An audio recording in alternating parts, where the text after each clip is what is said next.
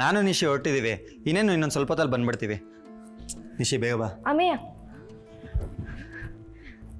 ನಾನು ಬರ್ತೀನಿ ಹಾಸ್ಪಿಟಲ್ಗೆ.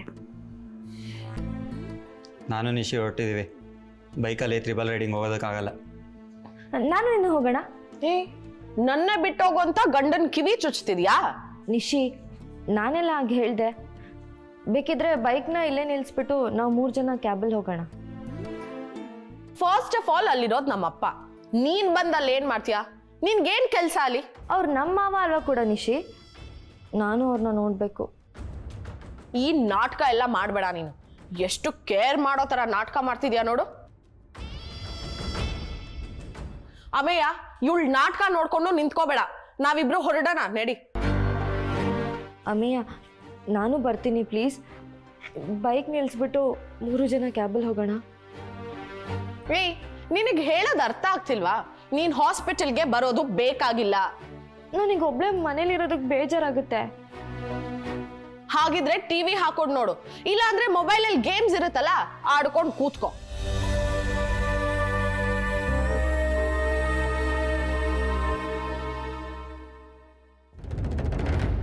ಅಮೇಯ, ತಡ ಆಗ್ತಿದೆ, ಬೇಗ ಬಾ. ನಾನು ಅಪ್ಪನ್ ನೋಡ್ಬೇಕು.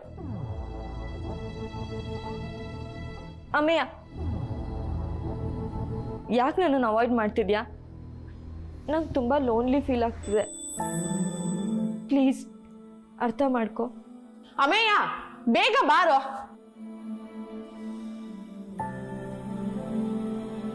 ಅಮೇಯ, ಅಮೇಯ ನಿಂತ್ಕೋ.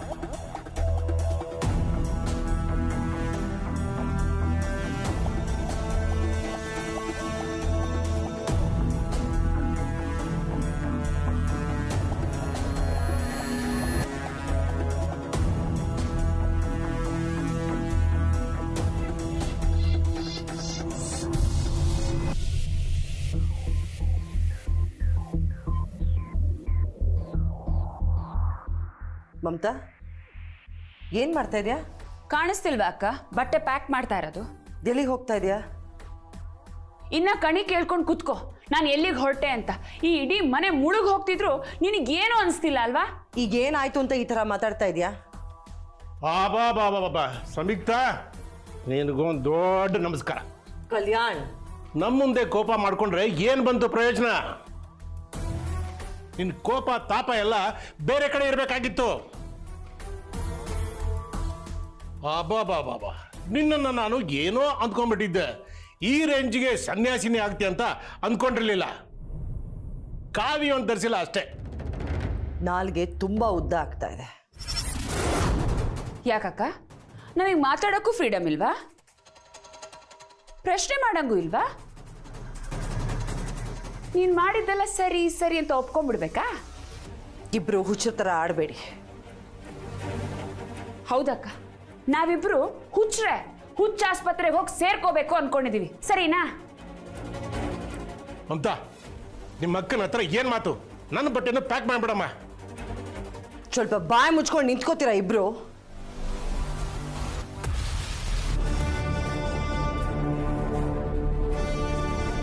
ಬಾಯಿ ಮುಚ್ಚೋದಕ್ಕ? ನಾವು ಬಾಯಿ ಮುಚ್ಚಿಲ್ಲ ಅಂದ್ರೂ ಆ ಪ್ರಭಾಕರ್ ಶ್ರಾವಣಿ ಸೇರಿ ನಮ್ಮ ಬಾಯಿ ಮುಚ್ಚಿಸ್ತಾರೆ. ಬಾಯಿ ಮುಚ್ಚಿದ್ರೆ ಪರವಾಗಿಲ್ಲ ಮಮತಾ, ಮೂಕನಾಗಿರ್ಬೋದು, ಆದರೆ ಪ್ರಾಣನೇ ಹೋದ್ರೆ? ಒಂದು ಕೆಲಸ ಮಾಡಿ, ನೀವಿಬ್ರು ಮಾತಾಡಿ. ಅದೆಷ್ಟು ಮಾತಾಡ್ತಿರೋ ಮಾತಾಡಿ. ನಿಮ್ದಿಬ್ಬರದು ಮುಗಿದ ಮೇಲೆ ನಾನು ಮಾತಾಡ್ತೀನಿ. ಮಾತಾಡೋಕ್ಕೇನಾದರೂ ಉಳಿದಿದೆಯಾ ಇನ್ನೂ? ಕಲ್ಯಾಣ್, ಮಾತು ಜಾಸ್ತಿ ಆಗ್ತಿದೆ. ಬಾವ ಜಾಸ್ತಿ ಮಾತಾಡ್ತಾ ಇಲ್ಲ, ನೀನ್ ಕಮ್ಮಿ ಮಾತಾಡ್ತಾ ಇದೀಯಾ. ಇಷ್ಟೆಲ್ಲ ಆದ್ರೂ ಏನು ನಡೀದೇ ಇರೋ ಥರ ಸುಮ್ಮನೆ ನಿಂತಿದ್ಯಲ್ಲ, ಅದಕ್ಕೂ ಟ್ಯಾಲೆಂಟ್ ಬೇಕಕ್ಕ.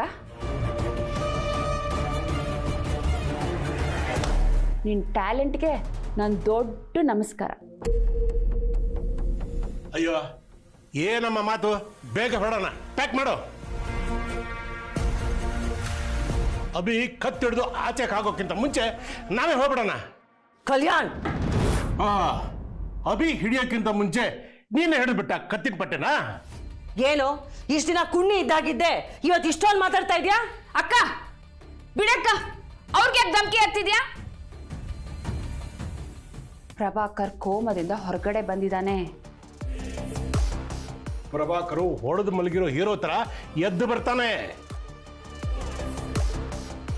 ಎದ್ದು ಬಂದು ಎರಡು ಕುಟುಂಬಗಳ ಮುಂದೆ ನಾವು ಇಲ್ಲಿವರೆಗೂ ಏನೇನು ಮಾಡಿದೀವಿ ಅನ್ನೋದನ್ನ ಎಳೆ ಎಳೆಯಾಗಿ ಬಿಚ್ಚಿಡ್ತಾನೆ. ಪ್ರಭಾಕರ್ ಹುಷಾರಾಗ್ಬಿಟ್ಟಾನ, ಒಂದ್ ಸಣ್ಣ ಟೆನ್ಷನ್ ಇಲ್ಲ ಅಲ್ಲಕ್ಕ ನಿನ್ಗೆ? ಇದೆ.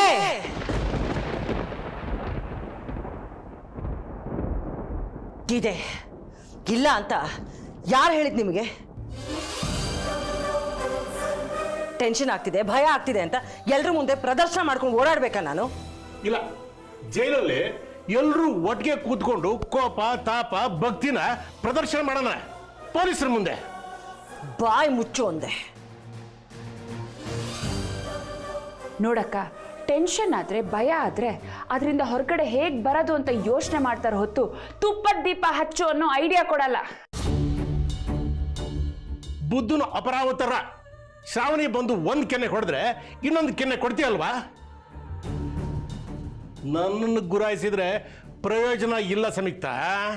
ನಾನು ಏನಾದರೂ ಹೀಯಾಳಿಸಿ ಮಾತಾಡಿದ್ರೆ ಕೊಂದು ಬಿಡ್ತೀನಿ ನಿನ್ನ. ಕೊಲ್ಲು ಕೊಲ್ಲು ಸಂಯುಕ್ತ, ಕೊಲ್ಲು.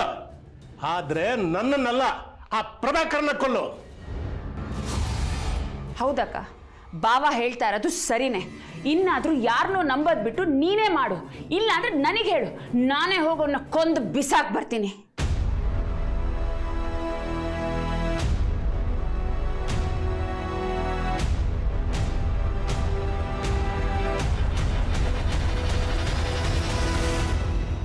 ಡಾಕ್ಟರ್, ಅವ್ರಿಗೆ ಏನಾಗಿದೆ? ಯಾಕೆ ಎಚ್ಚರ ಆಗ್ತಾ ಇಲ್ಲ? ಅವ್ರು ಹುಷಾರಾಗಿದ್ದಾರಲ್ವಾ? ಹುಷಾರಾಗಿದ್ದಾರಮ್ಮ, ನೀವು ಅಳಬೇಡಿ. ನಿಜವಾಗ್ಲೂ ಅವ್ರು ಕೋಮಾದಿಂದ ಹೊರಗಡೆ ಬಂದಿದ್ದಾರಾ ಡಾಕ್ಟರ್? ಡೆಫಿನೆಟ್ ಆಗಿ ಬಂದಿದ್ದಾರೆ, ಅದ್ರ ಬಗ್ಗೆ ಎರಡು ಮಾತೇ ಇಲ್ಲ. ಅವರು ರೆಸ್ಪಾನ್ಸ್ ಮಾಡೋಕ್ಕಾಗ್ತಾ ಇಲ್ಲ ಅಷ್ಟೇ. ಮತ್ತೆ ಯಾಕೆ ಅವ್ರು ಕಂಡ್ಬಿಡ್ತಾ ಇಲ್ಲ? ಯಾಕೆ ಮಾತಾಡ್ತಾ ಇಲ್ಲ ಡಾಕ್ಟ್ರೆ? ಅದನ್ನು ನಾವು ಸ್ಟಡಿ ಮಾಡಿ ಹೇಳ್ಬೇಕಾಗತ್ತೆ. ವರದಣ್ಣ, ಶ್ರಾವಣಿ, ಶ್ರಾವಣಿ, ನಿಮ್ ದೊಡ್ಡಪ್ಪ ಕೋಮಾಯಿಂದ ಹೊರಗೆ ಬಂದ್ರಂತೆ. ಹೌದು ದೊಡ್ಡಮ್ಮ, ದೇವರು ನಮ್ಮ ಕೈ ಬಿಡ್ಲಿಲ್ಲ. ಹೌದಮ್ಮ, ದೇವ್ರು ನಮ್ಮನ್ನ ಕಾಪಾಡ್ಬಿಟ್ಟ. ನಮ್ಮನೆ ಸುಖ ಶಾಂತಿ ನೆಮ್ಮದಿ ಎಲ್ಲ ವಾಪಸ್ ಕೊಟ್ಬಿಟ್ಟ. ಡಾಕ್ಟರ್, ಅವ್ರು ಯಾಕೆ ಅನ್ಕಾನ್ಶಿಯಸ್ ಆಗಿದ್ದಾರೆ? ಏನೋ ಸಮಸ್ಯೆ ಇಲ್ಲ ತಾನೆ? ಹಾಗೇನಿಲ್ಲಮ್ಮ, ಅವ್ರಿಗೆ ಕೆಲವು ನೆನಪು ಬಂದಿದೆ, ಹಾಗಾಗಿ ಕಿರ್ಚ್ಕೊಂಡಿದ್ದಾರೆ.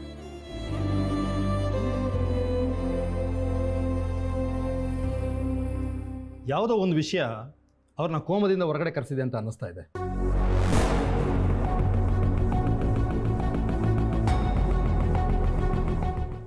ಅಂದಂಗೆ ಅಶ್ವಥ್ ಅಂದರೆ ಯಾರು?